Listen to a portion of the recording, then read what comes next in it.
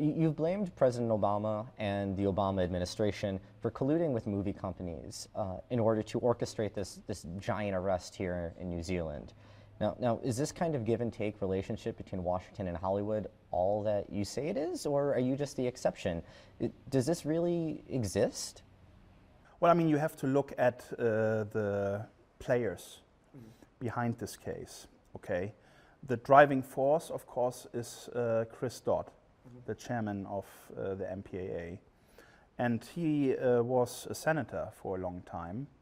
And he is, according to Joe Biden's best friend. And the state attorney that is in charge of this case has been Joe Biden's personal counsel while he was a senator, Neil McBride, and also worked as an anti-piracy manager for the BSA, Business Software Association, which is basically like the MPAA but for software companies. So, and also the timing is very interesting, the election time, the fundraisers in Hollywood set for February, March, April. And there had to be some kind of plan B, an alternative for SOPA, because the president certainly was aware and his team in the White House was aware, if they don't have anything to give at those fundraisers to those guys in Hollywood who are eager to have more control over the internet, he wouldn't probably raise that much. And Hollywood is a very important contributor to Obama's campaign, not just with money, but also with the media support. They control a lot of media, celebrity endorsements and all that. So, I'm sure the election plays an important role. The relationships of the people that are in charge of this case play an important role. And, of course, we have facts that we want to present at our extradition hearing that will show some more detail about this, and that this is not just some conspiracy theory, but this actually happened. The US Justice Department wants to extradite you, a German citizen living in New Zealand, operating a business in Hong Kong. They want to extradite you back to the US. Is that even possible? Well, see, that is a very interesting question, because the extradition law, the extradition treaty in New Zealand doesn't really allow extradition for copyright.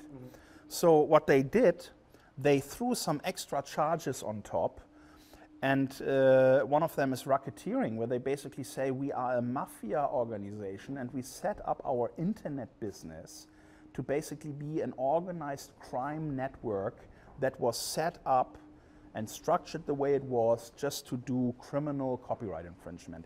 And anyone who has ever used Mega Upload or has any idea about how that website worked knows immediately that that is total nonsense, but they needed to chop that on in order to have even a chance for extradition. But in our opinion, you see, all of that, I think, was secondary. The primary goal was to take down Mega Upload and destroy it completely. That was their mission, and that's why the whole thing in Hong Kong, for example, they called it Operation Takedown. And I think everything that's happening now, they're trying on the fly to doctor it around and found a way to find a case. They probably came here and thought, we will find something that these guys have done something wrong. Because in the indictment, if you actually read that, it's more like a press release. There's nothing in there that has any merits. When the raid happened 1 year ago today, it got a lot of people talking. It got a lot of people talking about the internet, and it got a lot of people talking about you, Kim.com. But it was a lot of talking and not so much action, because here it is a year later and this case is still happening. Now, back up earlier this month, we saw Aaron Swartz, a online information activist, pass away, and he was only in his mid-20s. And it got a lot of people talking, so much so that members of Congress have actually asked for updates to federal computer laws so that this doesn't happen again. Now, we're seeing people talking once more, but what's it actually going to take for people to get up and start doing actual action? Well, our case is going to be one that will have much more attention down the road because it is a crucial case for internet freedom. And I think more and more people realize that. And the government is quite exposed here because they really went in with completely prosecutorial abuse and overreach and ignoring due process, ignoring our rights, spying on us, illegal search warrants, illegal restraining orders, illegal spying. You know, I mean, the whole picture, when you look at it, shows that this was an urgent mission done in a rush. Take them down. I want them to go. And it was a political decision to do that. And the execution was extremely poor, and the case is extremely poor because that is something they thought they can worry about later. It was all about the takedown. Let's send a strong message to Hollywood that we are on their side. And now it's been a year and nothing has progressed, at least for them. I mean, it seems like the case is just falling apart every single day, more or less. I mean, let me give you one example of how crazy this is. We have a judge here who said, please show us your evidence about your racketeering allegations. Show us that these guys were setting up some kind of organized crime network, right? So, because that's what the extradition will focus on primarily. They are using the organized crime treaty to get us extradited, okay? So the US appealed that and said, no, we don't want to show you what we have. And then they appealed to the High Court, and the High Court then said, well, we want to see it. And they just keep appealing it all the way to the Court of Appeals and to the Supreme Court. And what does that tell you? You know, if you don't even want to show your cards, show us what you have. You know, if you have such a strong case and you're seriously interested about getting someone extradited, why waste all this time? Just show your hand, you know? And they don't have anything because we haven't done anything wrong. We were law-abiding. We were a good corporate citizen. And they knew that the time they came here to do this. It's bad faith, it's malicious. They just wanted to take us down.